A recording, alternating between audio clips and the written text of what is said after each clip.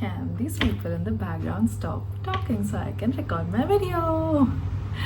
Oh my god, there's so much background disturbance today. Hi, I'm Saloni. Welcome back to my channel. There are only two things that matter in the entire universe.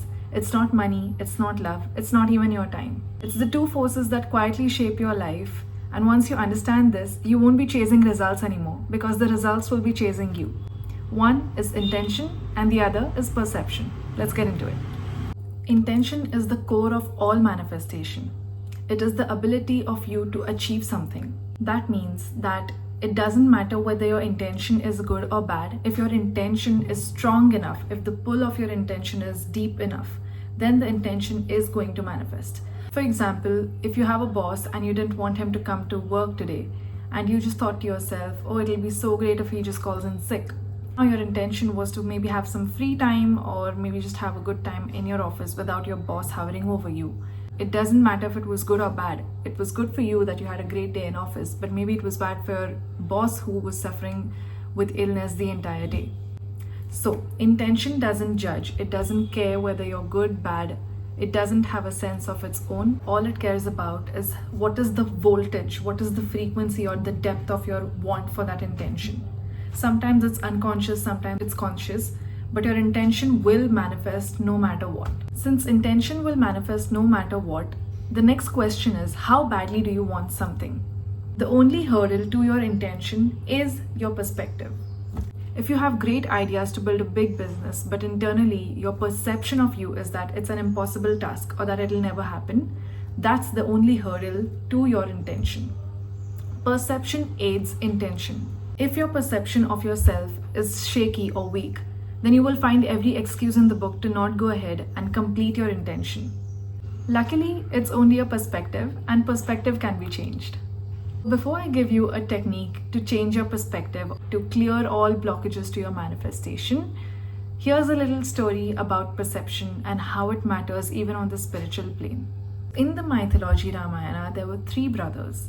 Ravan, the other one was Vibhishan, and the other one was Kumbhakaran. Ravan was this egomaniac who kidnapped the wife of Lord Ram to have her for himself, and he wanted to coerce her into all the things that you can possibly imagine. Kumbhakaran was a lazy, gluttony-filled man. Nevertheless, he had a strong sense of duty towards his blood brother and what was righteous for his family. When Ravan asked Kumbhakaran to help him wage a war against Ram and to stand with him, despite Kumbhakaran not agreeing with the fact that Ravan had kidnapped someone's wife and wanted the wife for himself, he still agreed to help Ravana only on the pretext of the fact that they were blood brothers, and he thought this was the righteous thing to do.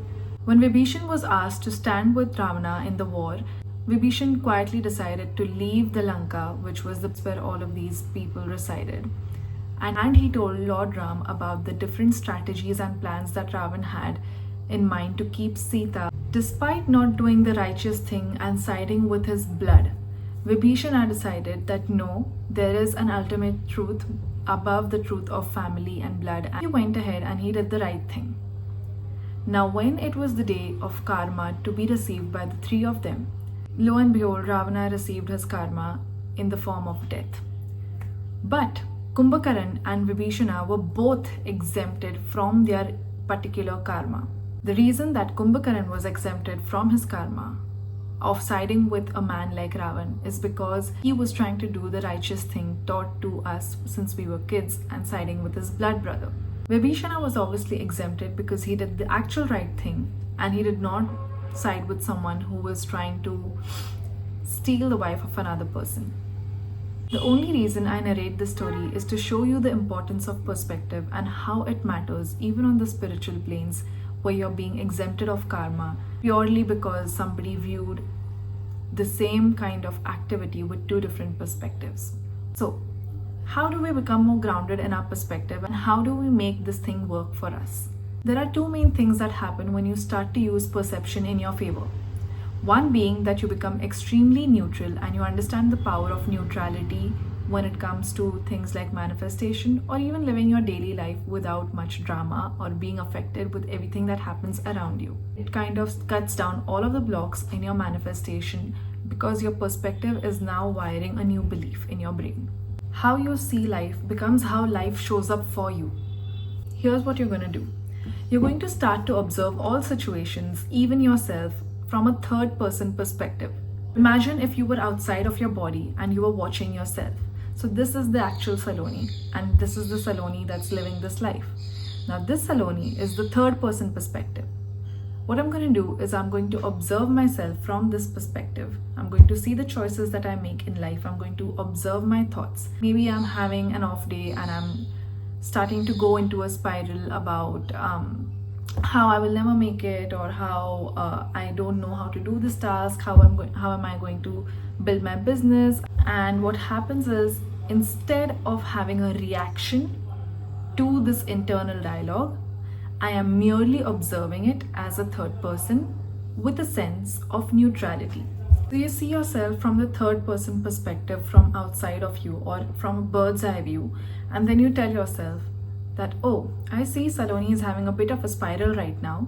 She seems to be talking negatively to herself about her business, and looks like she is been doing this for the past 5 minutes. Her cat is sitting next to her. Just observe the environment. If that helps you, just observe the environment too. And once you do this, you come into a state of neutrality, because you don't have an emotional attachment to why you're acting like this anymore. You're a mere observer of this entire situation. What happens is, this level is, thanks to the neutrality, now you are in a position to also give solutions, and very good cogent solutions to yourself to solve this problem. So you can start to say to yourself, maybe Saloni can get up and take a walk, or she could have a sip of water. Maybe she could try to just tell herself that she will get through this. Maybe she can write down just one idea in her book about what is the first step that she could do to come up with a better idea. She could write down some steps as to what could be small, measurable things that she could do in this moment, so she gets out of this rut. You see what happens when you view yourself from the third person perspective. Firstly, you don't give the situation power over you, because you're only observing from a point of neutrality. Second, because you became neutral, you're now in a position to give yourself solutions. And third, you actually start living the solution. So you see the interplay of intention and perception, and what happens when you marry the two.